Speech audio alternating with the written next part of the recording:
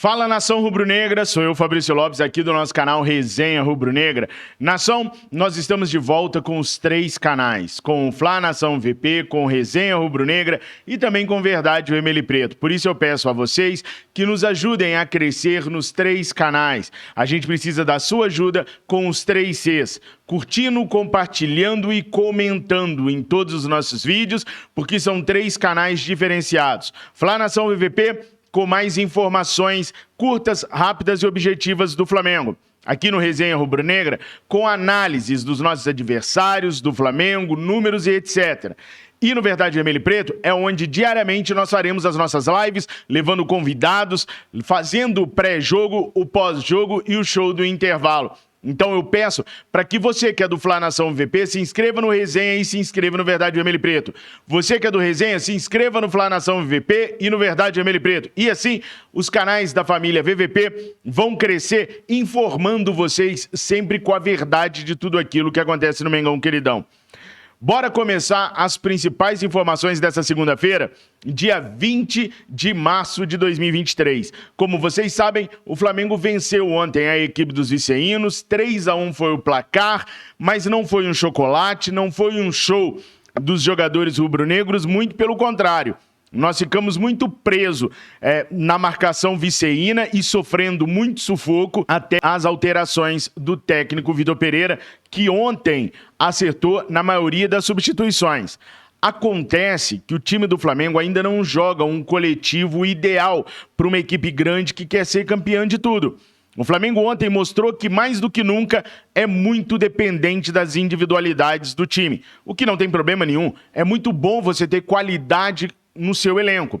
Os viceínos, quando substituíram, não conseguiram colocar peças que pelo menos mantivessem aquilo que eles estavam fazendo. Já nós não. Quando nós substituímos, nós melhoramos a qualidade do nosso time em campo em pelo menos algumas posições. A saída do Gabriel, a entrada do Matheus França, deu mais mobilidade à equipe rubro-negra. O Flamengo conseguiu ser mais rápido, mais veloz. O Arthur Vidal, por mais que ele erre passes, a experiência dele ajudou também na contenção da equipe dos viceínos quando ele entrou. Então o Flamengo tem um bom banco de reservas que, com individualidades, consegue superar os problemas de um campeonato regional, como é o caso do Campeonato Carioca.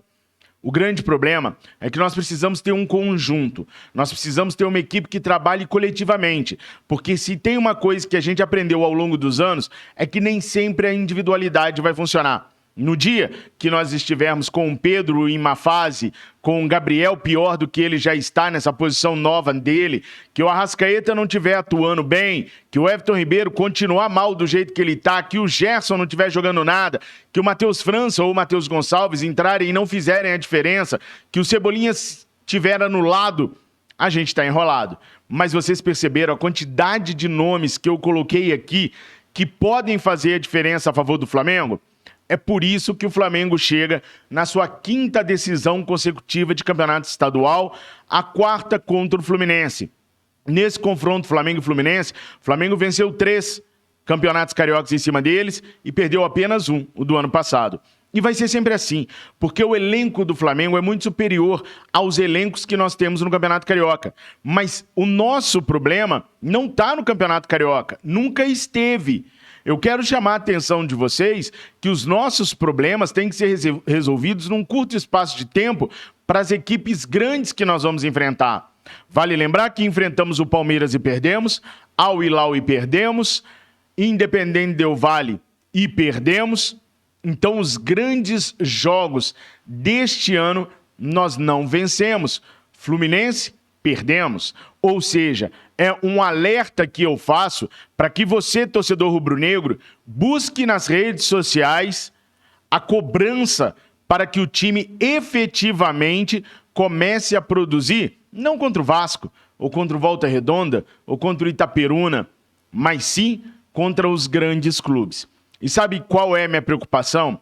A minha preocupação, meus amigos, é que Campeonato Brasileiro, Libertadores e Copa do Brasil já estão batendo a nossa porta. Espia só o calendário do Flamengo para esse mês de abril. O mês de março terminou, nós não temos mais jogos no mês de março. O primeiro jogo da final do Campeonato Carioca é no dia 2 de abril, Flamengo e Fluminense. Logo depois, no dia 6 de abril, nós teremos a primeira rodada da Libertadores da América. No dia 9, o jogo de volta contra o Fluminense pelo Campeonato Carioca.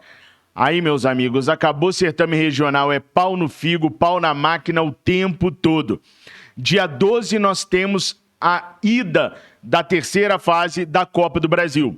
Dia 16, Flamengo e Curitiba pelo Brasileirão. Dia 19, segunda rodada da Libertadores da América. Dia 22, Inter e Flamengo, Brasileirão.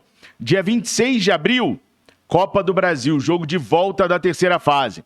29 de abril, mais Brasileirão, Flamengo e Botafogo. É claro que essas datas podem ser alteradas, podem ser que elas não sejam confirmadas do jeito que está na telinha de vocês, mas é essa a quantidade de jogos que nós teremos no mês de abril. E são jogos importantes. Intercalamos final de Campeonato Carioca com a primeira rodada da Libertadores América. Entre o primeiro jogo da final da final do Carioca e o segundo jogo, nós teremos a primeira rodada da Libertadores América.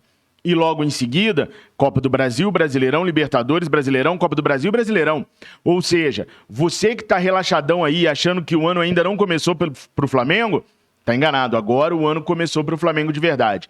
O técnico Vitor Pereira tem confidenciado a amigos próximos e até para o seu staff que a temporada começou para ele na Recopa Sul-Americana. A partir dali, ele começou a entender que a temporada iniciou de fato para ele. Ele perdeu a Recopa, perdeu o jogo para o Vasco, perdeu o jogo para o Fluminense, ganhamos a semifinal do Vasco da Gama e agora estamos na final do Campeonato Carioca. O Flamengo terá 12 dias de trabalho. Por que 12 dias? Porque até o dia 2/4, considerando que hoje foi folga para os jogadores e que os jogadores voltarão amanhã, são 12 dias até o dia 2/4, onde a gente enfrenta o Fluminense pela primeira vez.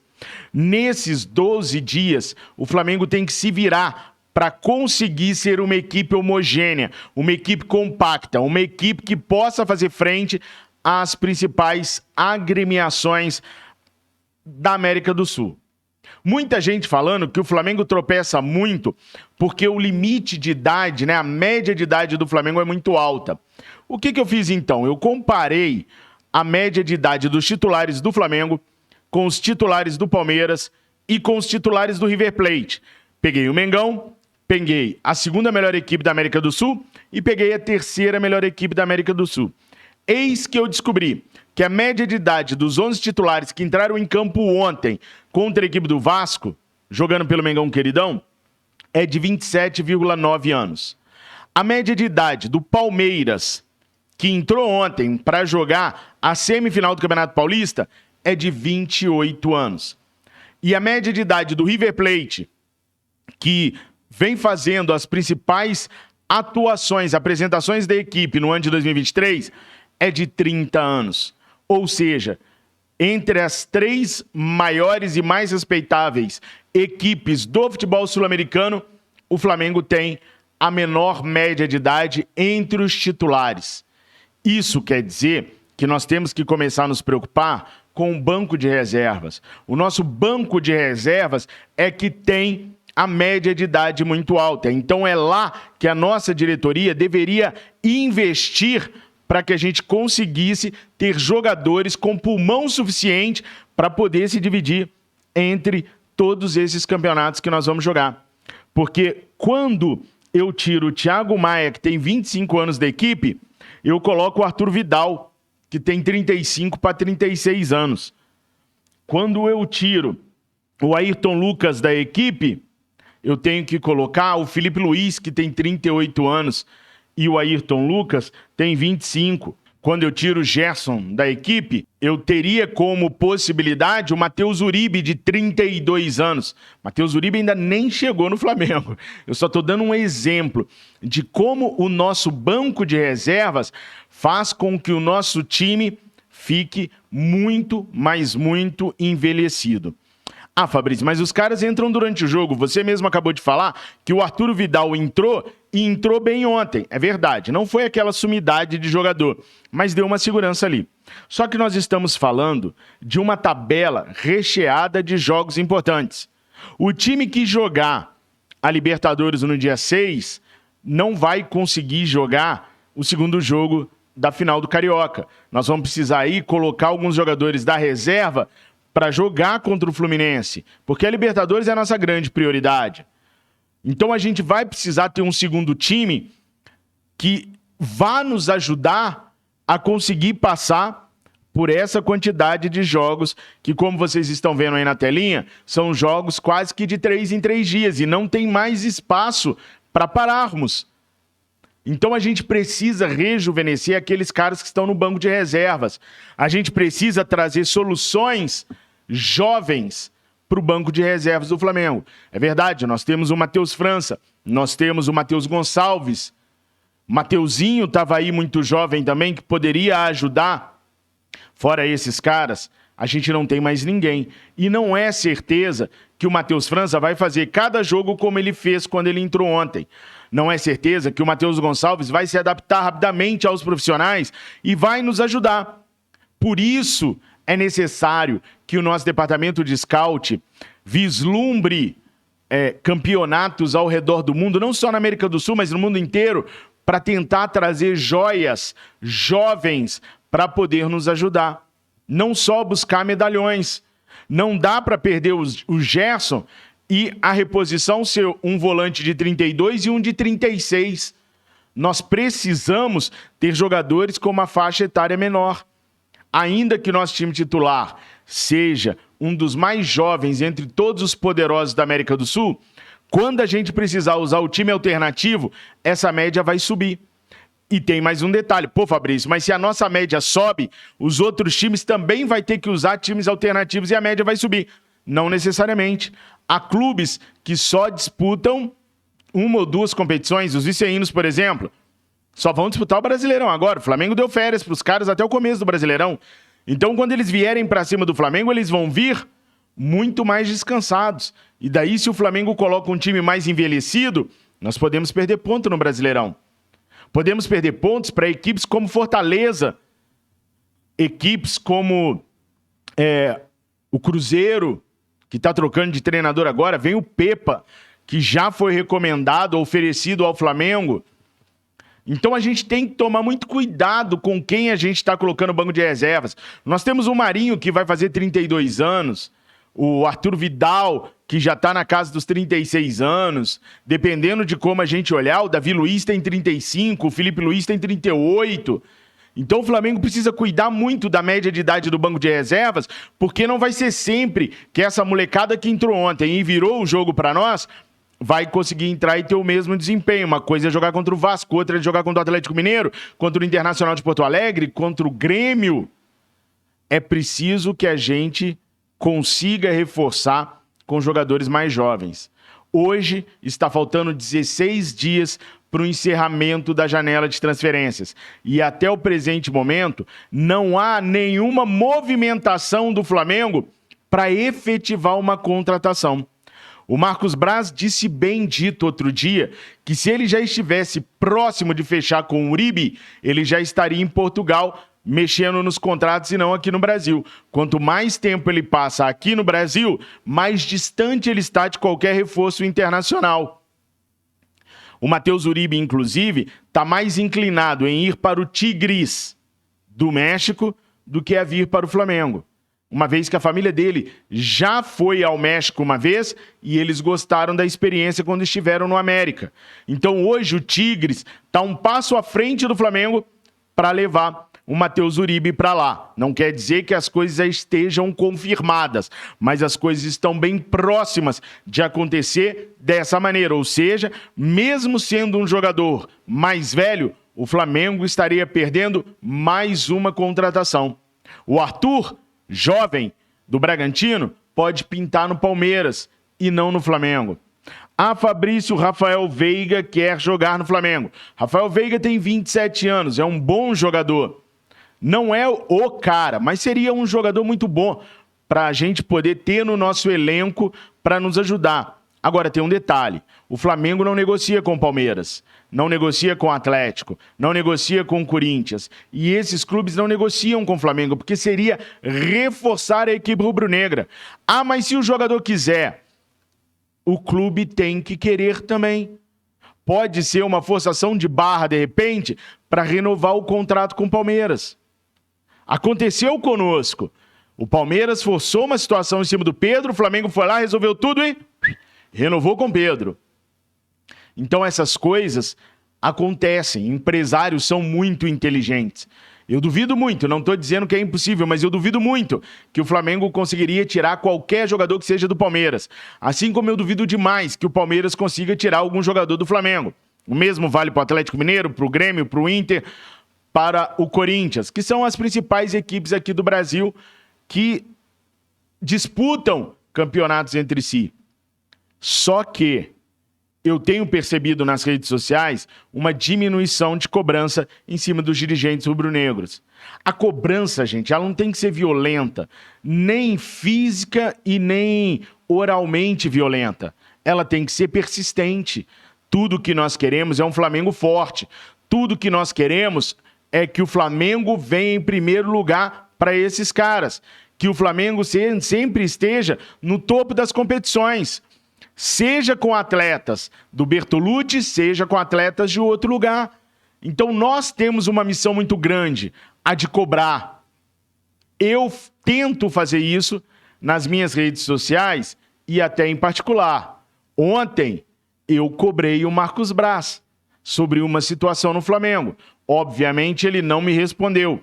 E eu acho que ainda não é o melhor momento de printar minha cobrança ao Marcos Braz, porque a minha cobrança foi com uma imagem. Eu não escrevi nada, só uma imagem. Mas eu acho que nem todos vocês estão preparados para ver a cobrança que eu fiz em cima do Marcos Braz. Apesar de que eu acho que a grande maioria ia gostar muito da maneira como eu o cobrei. E foi respeitosamente com uma imagem só. Então você, para cobrar, não precisa ser desrespeitoso, violento. Você só tem que cobrar. Cada um de nós tem que fazer a nossa parte. E cobrar não é levantar hashtag para fulano, cicrano ou beltrano. Respeito quem gosta de fazer campanha, acho legal, pode ajudar o clube, mas eu estou preocupado muito mais com a profundidade do problema que a gente tem, além de simplesmente trazer um volante mais novo ou mais velho. A gente tem que pedir profissionalização no futebol. Precisamos ter profissionais que estudaram para estar ali e mais, que tenham competência para estar ali. Como eu falei para vocês, eu sou formado em análise de sistemas, mas da minha turma de análise de sistemas, de 30 pessoas, 4 no máximo conseguiram seguir carreira em análise de sistemas, porque o restante não tinha perfil para aquilo. Estudou, mas não tinha perfil para aquilo. Então não adianta o Juan estudar para um cargo de supervisão ou de gerência se ele não tem perfil para isso. Se ele não consegue encarar um jogador no olho e cobrar dele. Não adianta o Fabinho Soldado estudar para determinada função se ele está com o rabo tão preso com a diretoria e com os jogadores que ele já não tem mais voz. Então é preciso cobrar a profissionalização do Flamengo, acabar com quem indica, acabar com o meu amigo. A questão do meu amigo destruiu o Centro de Inteligência de Mercado do Flamengo, sucateou o Centro de Inteligência de Mercado do Flamengo, que era um projeto grande e audacioso, que vinha dando frutos para virar um departamento de scout. Gerenciado, sabe Deus lá por quem? Se é que tem gerência, porque o Marcos Braz nem olha os dados mais do departamento de scout, que era um departamento grande, o Centro de Inteligência de Mercado, que era onde o Fabinho estava. Mas o Centro de Inteligência de Mercado não é glamuroso. Trabalha-se numa sala, não dá entrevista, não aparece nos jogos, não está no meio dos jogadores, nem faz viagem internacional. Então, a gente precisa cobrar coisas importantes dentro do Flamengo para a gente ter um Flamengo competitivo. Porque, gente, nós sofremos para ganhar de um time que subiu da Série B. Daqui a pouquinho, e não é estruturado, não tem dinheiro, daqui a pouquinho nós vamos jogar contra equipes estruturadas da Série A do futebol brasileiro e estruturadas na Sul-América. Então a gente tem que começar a tomar cuidado, não se iludir com alguns resultados. Comemorar é óbvio, mas não se iludir. Campeonato Carioca não é parâmetro. O chumbo vai ser grosso e vai ser muito grosso quando a gente pegar essa tabela aí. Bom, mas no Campeonato Carioca eu tenho visto a imprensa debater muito uma questão. Quem é melhor, Gabi ou Cano? Pedro ou Cano? Porque o Gabi hoje, ninguém sabe qual é a posição dele. A comparação poderia ser Gabi e Cano. Mas o Gabriel cismou que é um peladeiro, que não tem posição dentro de campo, tá perdendo espaço no Flamengo, e daqui a um tempo a gente nem vai saber de que ele joga. Mas Pedro e Cano. Tá aqui os números de Pedro e de Cano. Pedro tem 25 anos, Cano é 10 anos mais velho do que o Pedro. São 12 jogos para o Pedro, 11 jogos para o Cano. 13 gols para o Pedro, 14 gols para o Cano. A média do Pedro é 1,08 gol por jogo, a do Cano é 1,2. O Pedro tem 3 assistências, o Cano não tem nenhuma. O Pedro precisa de 64 minutos para participar de um lance de gol. O Cano, 68. O Pedro tem 72% de pontaria no chute. O Cano, 67. Ninguém é mais preciso do que o Pedro na Série A, dentre todas as equipes. O Pedro marcou esses 13 gols em Recopa, Mundial de Clubes, Supercopa do Brasil, Campeonato Carioca. E o Cano, 4 desses gols foi em cima do Volta Redonda. Dá para ver bem a diferença entre os dois.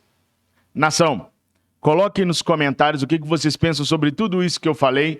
Desculpa o vídeo ser mais longo, mas pelo que eu vi nas redes sociais, eu precisava fazer esse alerta. Eu precisava informar vocês desta maneira para que você, torcedor rubro-negro, tome as rédeas do clube que vocês amam. Curta, compartilha, comenta, ajuda no crescimento dos 3 canais. A família VVP agradece. Tenham todos uma excelente segunda-feira. Fiquem com Deus. Saudações rubro-negras. Cause I don't give a fuck what you say. Yeah, I'ma do shit my way. So you can go kick rocks, I'ma stack bricks up, build what I want to make. Yo, I got a lot of shit to say, so I'ma do this every day. I'll be writing things until I'm fucking buried in my grave. 6 feet deep under, but my body won't decay. Cause my messages are timeless, so they'll put them on display. Oh yeah, I rap with a certainty, I have a sense of urgency. A message for eternity, for everyone in turn.